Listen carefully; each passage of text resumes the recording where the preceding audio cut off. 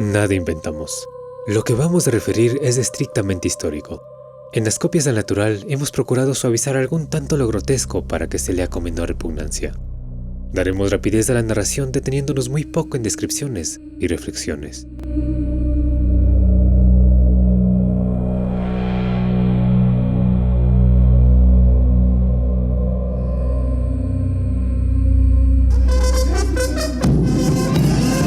Es el 1 de enero de 1841 en la parroquia de M. Y mientras el pueblo se vuelca a las calles para celebrar la festividad de la circuncisión, un jardín permanece en completo silencio y bajo llave. Allí, Rosaura y Eduardo conversan. Ella es una muchacha de 18 años, muy hermosa, de tez fina y delicada, cejas negras y cabello castaño oscuro. No es perfecta, pero el conjunto de sus facciones tiene un no sé qué de extraordinario que delata una pasión que ha sido forzosamente reprimida. Él es un joven doctor de facciones regulares que le da la apariencia de ser alguien pensativo.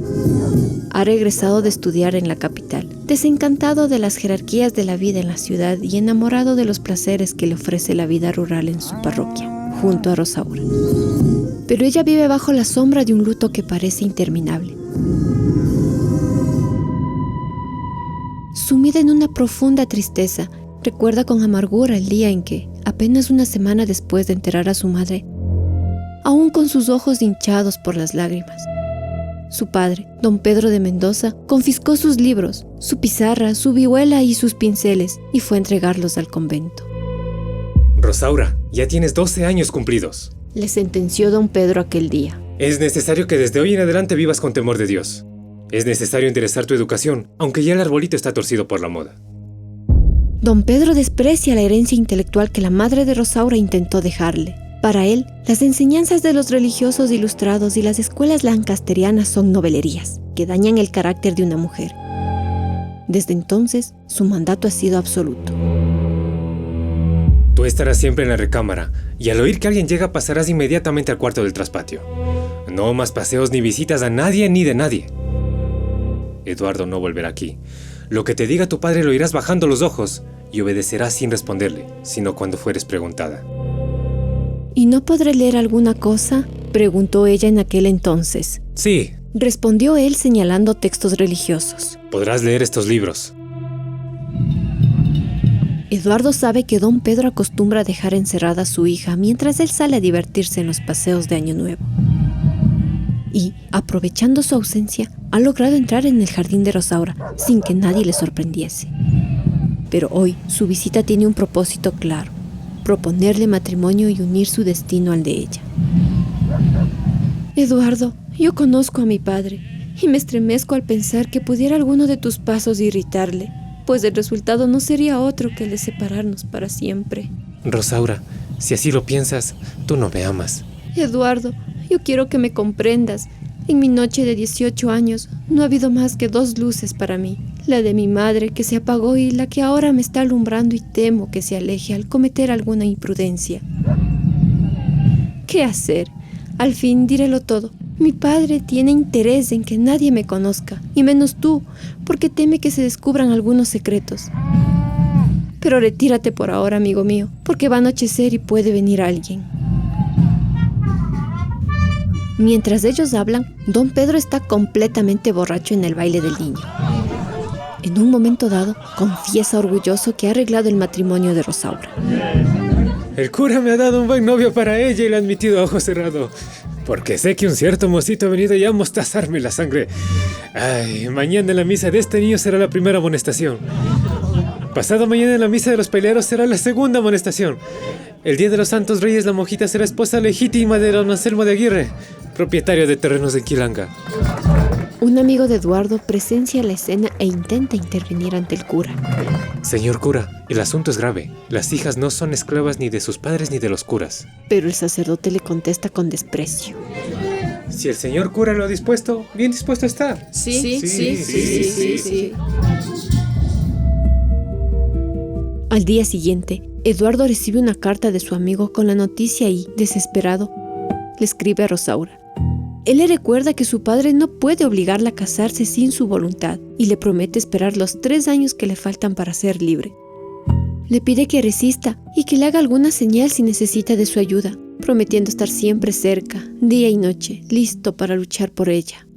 Siento que el alma me agranda y las fuerzas se duplican cuando pienso en nuestro amor. Bendeciría mi hora postrera si consiguiese expirar sacrificándome por ti. Tuyo para siempre, Eduardo. Puede ser que la vida de encierro de Rosaura te parezca un tanto exagerada, pero si queremos entenderla a fondo, es necesario tener un poco de contexto histórico y social de esa época, el Ecuador del siglo XIX. Por aquella época, el poder político de las parroquias se concentraba en la aristocracia. Los terratenientes y los sacerdotes, quienes según decían, eran los dueños de la verdad absoluta. Esto, sumado a que predominaba un sistema patriarcal, nos ayuda a asimilar la forma de actuar del padre de la protagonista. Don Pedro de Mendoza es la representación del modelo político que acabamos de ver. Para hombres como él, la civilización significaba orden y silencio, y creían que la autoridad religiosa no debía ser cuestionada porque se pensaba que los sacerdotes eran segundos dioses en la tierra. En ese sistema, el control sobre las hijas era idéntico al control sobre la tierra. Rosaura, lejos de ser vista como una ciudadana, era un activo que debía ser transaccionado para proteger la economía y el linaje de su padre. Ahora bien, hay que tomar en cuenta la otra cara de la moneda, o sea, cómo se utilizaba la fe para encadenar a las personas. Los curas de las parroquias tenían la libertad de decidir el futuro de las mujeres según mejor les pareciera. En esta novela, el cura que dispone el matrimonio de Rosaura sin siquiera preguntarle es el ejemplo perfecto de la doctrina de la sociedad perfecta. Una idea que circulaba en esos años y que dictaba que la iglesia era una esfera superior al Estado en la regulación de la vida privada. En el Ecuador del siglo XIX, Rosaura era el resultado de un sistema donde el poder, la fe y el patriarcado se aliaban para convertir a las mujeres en propiedad. 2 horas después, el ladrido de los perros anuncia el regreso de don Pedro, un campesino alto, flaco, de barba gris y ojos pardos, de un mirar entre estúpido y severo. Desmonta de su mula negra, se quita el enorme sombrero y las espuelas. De pronto, sus ojos se fijan en el suelo del patio. Hay huellas de otro animal. Rosaura corre asustada a recostarse en su lecho. El rostro del padre se desfigura por el enojo. Entra a la casa haciendo ruido y golpeando las puertas. Grita el nombre de su hija por la sala. Rosaura guarda silencio. El hombre recorre cada habitación, buscándola por todas partes, hasta que finalmente abre la puerta de su dormitorio y la encuentra allí. ¿Con qué estamos de lágrimas? ¿Quién ha venido a caballo esta mañana? Un muchacho. Linda respuesta. Un muchacho. ¿Quién era el muchacho y a qué ha venido? Fue el padre de Eduardo Ramírez y vino a darme la noticia de que se trata de casarme el 6 del presente. ¿Y por eso está llorando?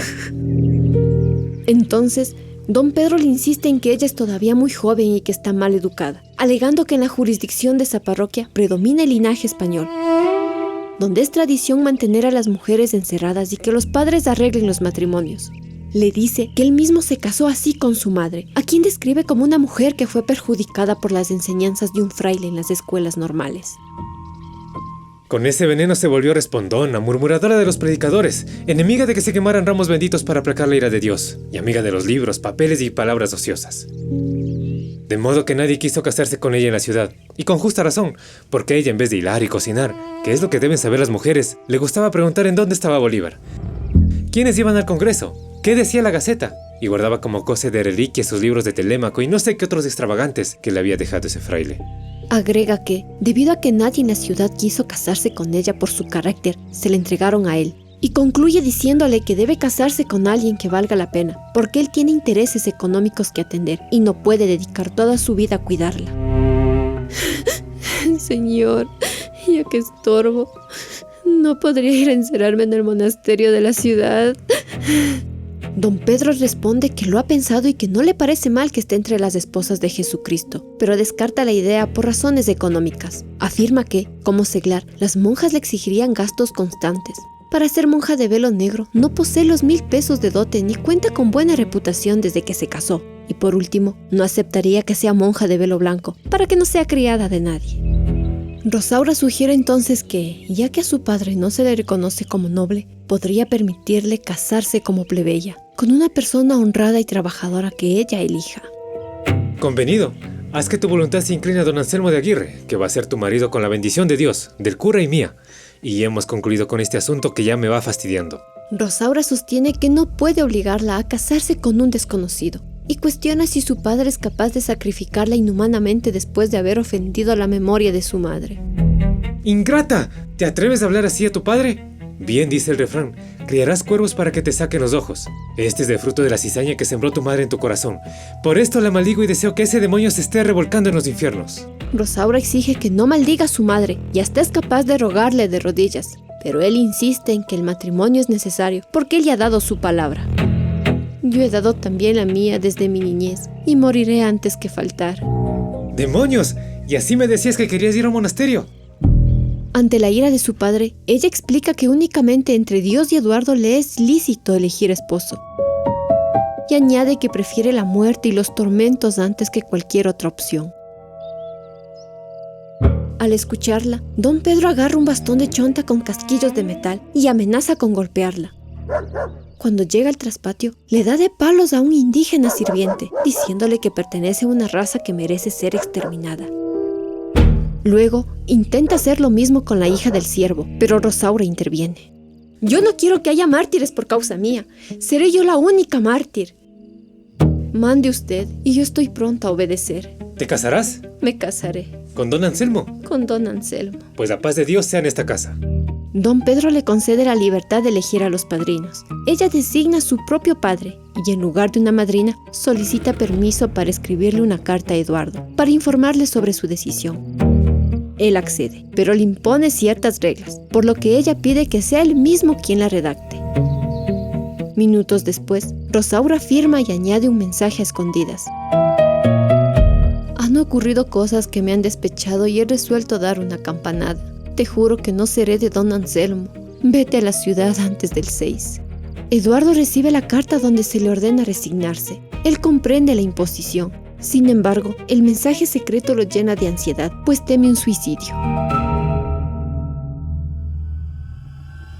Uno de los temas centrales en esta novela es sin duda la manera en que opera el patriarcado. Don Pedro defiende el orden ya establecido porque beneficia precisamente a quienes lo impusieron. Él desprecia la educación que recibió Rosaura de su madre, llamándola veneno y novelería, porque teme a que la mujer culta dicte las leyes y rompa con esa jerarquía. Por otra parte, también resulta escalofriante ver a una mujer tratada como una mercancía. El arreglo del matrimonio de su hija indica que don Pedro piensa únicamente en sus intereses económicos, y cuando ella sugiere asistir al convento como refugio, él lo descarta de inmediato, porque no quiere pagar los 1,000 pesos de la dote. Para él, Rosaura es literalmente un bien que debe ser entregado a don Anselmo para aliviar sus finanzas. Esto es lo que se conoce como un pacto entre varones, una alianza entre ellos para decidir el destino de las mujeres, excluyéndolas por completo de la conversación. El cura, el padre y el pretendiente forman ese círculo cerrado donde Rosaura es solo el objeto del contrato. Pero te preguntarás, ¿cómo logró que Rosaura acepte ese destino tan cruel? Fácil, a través de la fuerza. Don Pedro utiliza una violencia instrumental, una fuerza que sirve para intimidar y someter. Si bien no golpea a la joven, sí descarga su violencia en un sirviente y amenaza con hacer lo mismo sobre una niña de 6 años. En ese instante, Rosaura se convierte en una esclava voluntaria, alguien cuya educación la ha forzado a vivir solo para los afectos de los demás, anulando su propia identidad. Rosaura es empujada a aceptar su destino, en un sistema donde el patriarcado convierte a la mujer en una mercancía. Pacta su vida entre hombres y la somete hasta hacerle creer que obedecer es su única opción.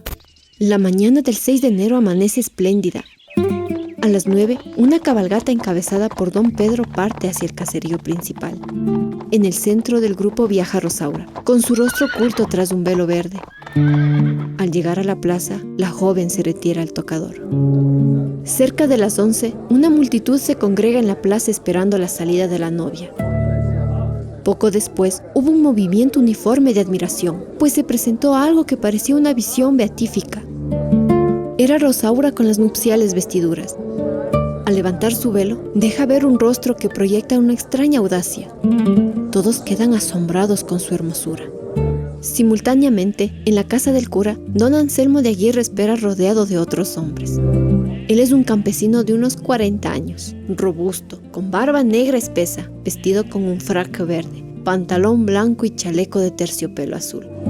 Le dicen que debería estar feliz, pero confiesa tener miedo de casarse con una mujer arisca. Media hora después, están todos en la puerta de la iglesia, formados en hilera. El cura, revestido conforme al ritual, se acerca a Rosaura con un libro entreabierto y le pregunta: Señora doña Rosaura de Mendoza, ¿recibe usted por su legítimo esposo al señor don Anselmo de Aguirre Zúñiga, que está aquí presente? Su respuesta no se escucha porque varias voces gritan que no, pero al repetirse la pregunta, Rosaura responde: Sí, señor, lo recibo por esposo. Cuando el cura echa la bendición nupcial y el cortejo se dirige al altar, Rosaura da media vuelta, baja el vestíbulo y se encamina resueltamente a la casa de donde había salido. Al advertirlo, su padre le pregunta a dónde va. Entiendo, señor, que ya no le cumple a usted tomarme cuenta de lo que yo haga. ¿Cómo es eso? Yo tenía que obedecer a usted hasta el acto de casarme porque la ley me obliga a ello. Me casé, quedé emancipada, soy mujer libre. Don Pedro enfurece y maldice a las leyes y a la memoria de la madre de Rosaura. La joven responde que Dios es justo y castigará a quien se atreva a maldecir su memoria.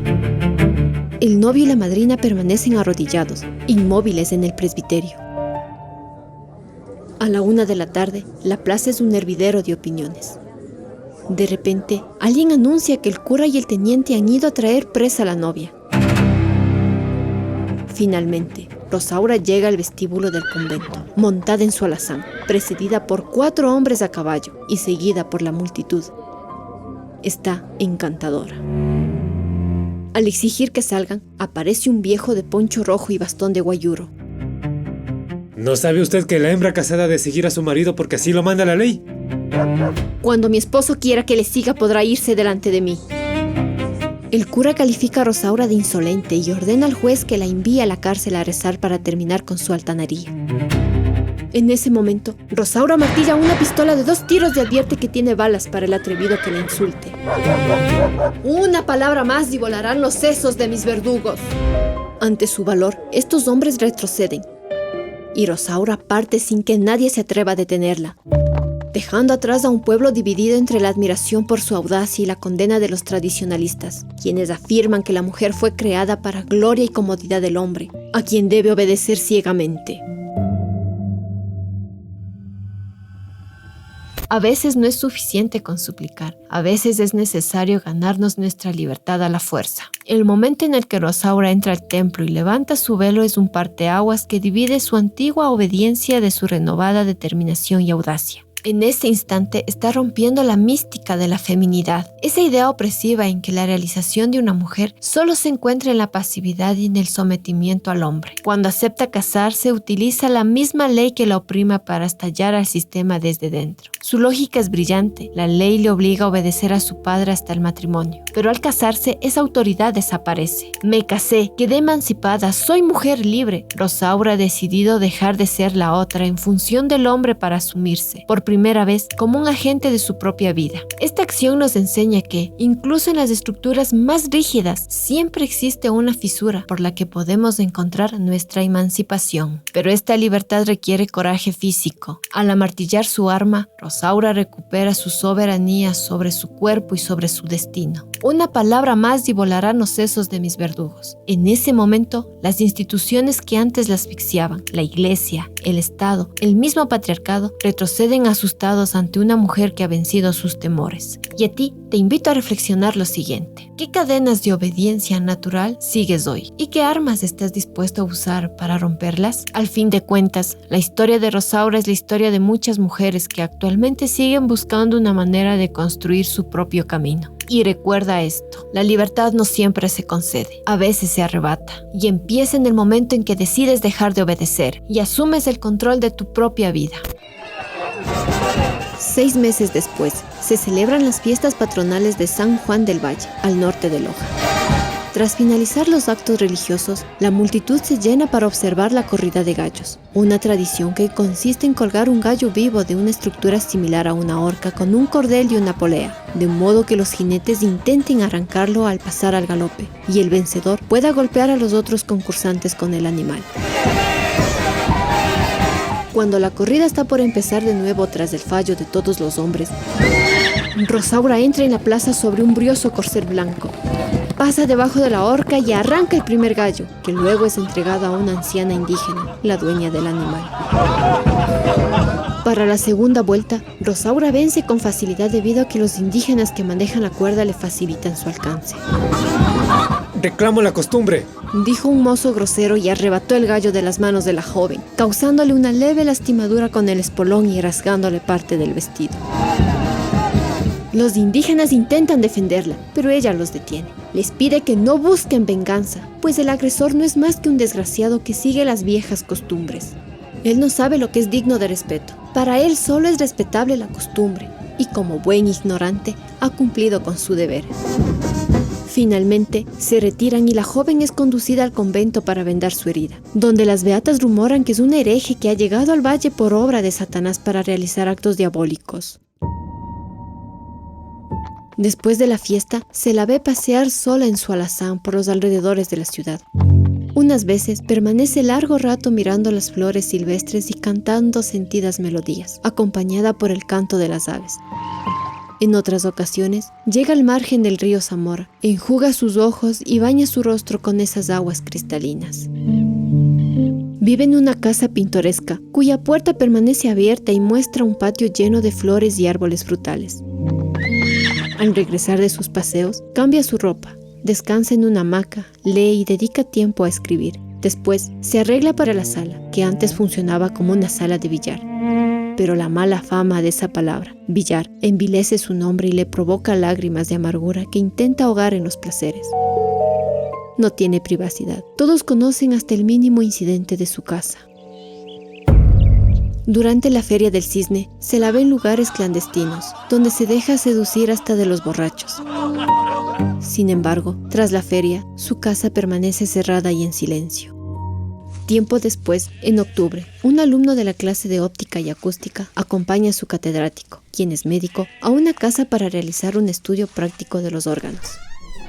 Al entrar, encuentran a un grupo de personas conmovidas. Más tarde, llegan al lugar el alcalde, el escribano, 4 peones y una guardia del depósito de inválidos. El comandante ordena despejar el lugar. Al retirarse los concurrentes, se dejó ver, echado en tierra sobre una manta vieja y con una luz a la cabecera, el cadáver de una mujer.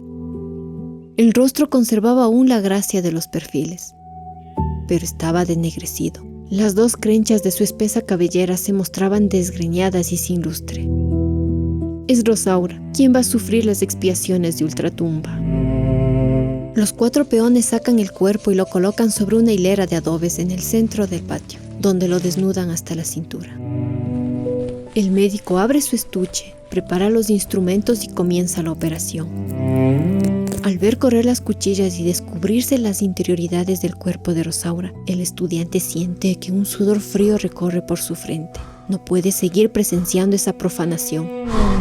Intenta regresar a su colegio, pero no lo consigue, pues la consigna prohíbe salir hasta que finalice la autopsia. Entonces, entra en la habitación de donde sacaron a la difunta. Allí, un comerciante y un abogado cuencano conversan sobre la injusticia de culpar a un paisano por la muerte de la mujer, y para comprobarlo, leen las cartas y borradores que hallaron en el costurero de la fallecida. El dolor nos obliga a cambiar nuestra forma de ver el mundo, y hay personas que no lo entienden, no lo comprenden y lo primero que hacen es juzgarte. En el caso de Rosaura, ese juicio sobrepasa una simple crítica para convertirse en una forma de desprestigio. Cuando ejecuta acciones que eran solo para hombres, vemos a una mujer que ha decidido romper el guión que otros escribieron para ella. La filósofa Judith Butler nos ha enseñado que el género es una actuación repetida del cuerpo. Una serie de actos que hacemos tantas veces que terminamos creyendo que son naturales. Con estas acciones, Rosaura nos demuestra que esas etiquetas son solo eso, una actuación. Pero lo más doloroso del relato es observar la doble vara con la que la sociedad mide el valor de un acto. En la corrida de gallos, la violencia de los hombres es aplaudida como una acción de altísima importancia. Pero cuando Rosaura toma el gallo y vence, la multitud ve algo diabólico. Y es que el género es una categoría que la sociedad usa para distribuir el poder. A los hombres se les permite la audacia, a las mujeres se nos impone la tutela. Ella no quiere ser un hombre, simplemente quiere ser dueña de su propia humanidad, de su propia autonomía. Fíjate bien en el detalle de su casa en la calle de San Agustín. La gente del pueblo no puede evitar cuchichear porque su sala de recibo fue antes un billar, un lugar destinado a los hombres. Rosaura intenta construir un espacio propio, pero la mirada social necesita convertir su independencia en algo controversial para poder juzgarla. La historia de Rosaura nos enseña algo que a veces ignoramos. Una sociedad que reparte el poder según el género no soporta ver a una mujer apropiarse de su libertad. La primera carta es de Eduardo, escrita en Quito y fechada el 1 de septiembre de 1841. En esta, Eduardo le confiesa que, tras el matrimonio de ella, él se ha convertido al sacerdocio y también le dice que está enterado de su nueva vida. Hoy tu antiguo amigo ha llegado a saber que has tenido la desgracia de entrar en el número de las ovejas descarriadas y se postra desde aquí a hacerte la plegaria de que vuelvas al aprisco. Le advierte que su venganza contra quienes la tiranizaron es un error, ya que no afecta a ellos, sino a ella misma y a las nuevas generaciones. Y considera imperdonable que una mujer con la inteligencia y educación de Rosaura caiga en las mismas miserias que sus opresores, pues lo único que logra así es destruir su reputación y su belleza. Por último, la insta a volver al campo para reflexionar y escuchar la voz de Dios a través de los recuerdos de su madre. Rosaura le responde diciéndole que sus palabras le hacen sentir avergonzada y que el antiguo amor de Eduardo le provoca remordimientos que le taladran las entrañas. Más daño me han hecho mis benefactores que mis tiranos. Para estos me basta con el odio. Para destruir la obra de los otros necesito los vértigos, ofuscamientos, bullicio aturdido. Concédeme la gracia de guardar silencio o romperé cañas contigo. Yo no puedo vivir sino de emociones. Las emociones son un sueño y no quiero que nadie me despierte. Confiesa que el lenguaje de Eduardo le causa daño porque reaviva su amor cuando ya es demasiado tarde. Admite haber seducido y luego despreciado a galanes del orden sacerdotal, sintiéndose superior a ellos, pero señala que se siente humillada y confundida por la petición de Eduardo de que regrese a Dios. Finalmente, le prohíbe volver a escribirle y le advierte que no puede seguir otro camino porque su situación ya es irreversible. En la siguiente carta, Eduardo le revela que su única intención es darle paz en nombre de Dios. También critica su comportamiento, calificándolo de desesperado e irracional y argumentando que la verdadera victoria reside en elegir lo justo sobre lo placentero. Mientras más se apuran los placeres, más pronto el alma se debilita. En el alma debilitada se van anidando las pasiones bajas y vienen tras estas del cansancio y el hastío que son la viva imagen de los infiernos. Por último, le ruega que permanezca oculta hasta la Cuaresma, momento en el que él acudirá para invocar la gracia divina y disipar las tinieblas de su corazón. Y concluye asegurándole que los caminos de la virtud siempre están abiertos para todos. En el borrador final, Rosaura le anuncia que las desgracias ya están presentes en su interior y le narra algunas memorias de lo que fue la feria de la ciudad. En sus notas del 9 de septiembre, detalla cómo se divierte con su séquito de cortejantes, integrado por un fraile, algunos galanes de provincia y un comandante. En el registro del 10 de septiembre, admite que, pese al ambiente festivo, los banquetes y las serenatas, sentía algo dentro de ella que le incitaba a llorar. También confiesa que, una vez que la feria terminó, manifiesta sentir vergüenza y un profundo odio hacia sí misma, afirmando que en menos de 9 meses ha recorrido un siglo de perdición. Finalmente, se declara incapaz de arrodillarse ante los sacerdotes, a quienes ha despreciado, pero sostiene que solo lo haría ante Eduardo, aunque esto provocaría sollozos que le impedirían hablar y encendería un amor que ya es imposible. He causado muchos daños que no habría conocido sin tus cartas. Es preciso que el escándalo termine juntamente con la vida antes que tú vengas a anonadarme. Adiós, Eduardo. Sin mostrar compasión, el abogado señala que las cartas ofrecen indicios claros de un suicidio. Y relata que, según testimonios, Rosaura invitó a un grupo de personas a un paseo estando enferma y con fiebre. Comió como desesperada y bebió licores por primera vez hasta quedar casi delirante por la fiebre. Y concluye diciendo que, a las 6 de la tarde, entró a bañarse a las aguas gélidas del río Zamora. falleciendo finalmente a las 11 de la noche a causa de una embolia. Al abandonar el cuarto, el estudiante mira a los peones recogiendo en el ataúd trozos de carne humana engangrenada. Por la tarde, 4 indígenas pisoneaban una sepultura y los curiales daban por terminado el sumario por no haber lugar a formación de causa. He aquí el fin de la que fue Rosaura.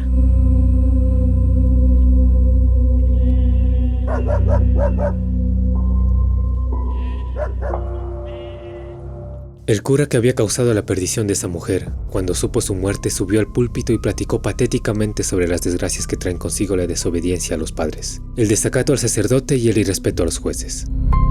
Don Pedro volvió a su tema de atribuir la muerte de su hija a las modernas instituciones. Don Anselmo se vistió de gala el día que le fue dada la noticia de su viudez. El presbítero Eduardo aún conserva respetuosamente las dolientes memorias de esa víctima. El estudiante no ha perdido de vista lo horrible del espectáculo que tuvo delante de sus ojos y ha apuntado sus recuerdos 22 años después de los sucesos.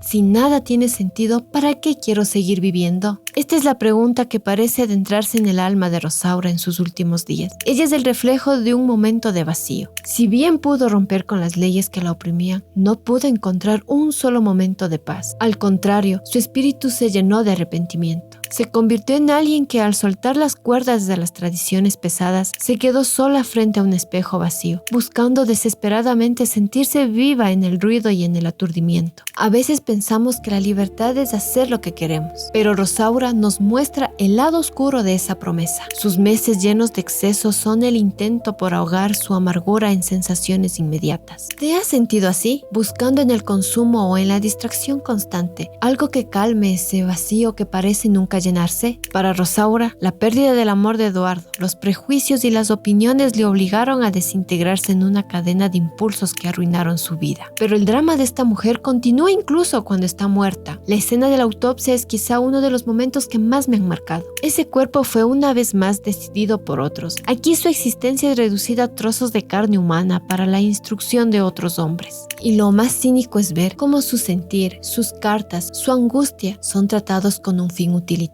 Proteger la reputación de otro hombre. Sus confesiones son utilizadas para salvaguardar la inocencia de alguien más. Como ya lo dije antes, la historia de Rosaura es la historia de miles de mujeres que, incluso ahora, son obligadas a experimentarla. Y por eso me parece que no pierde vigencia, porque siempre podemos recordarla para liberarnos de las ataduras que nos oprimen y empezar a construir nuestra propia vida, aunque eso les disguste a los demás.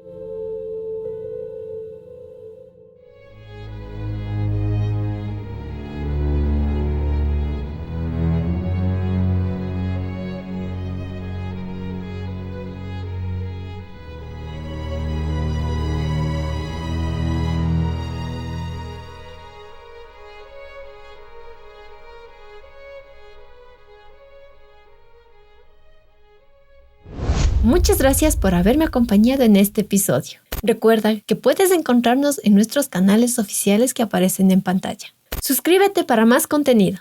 Hasta pronto.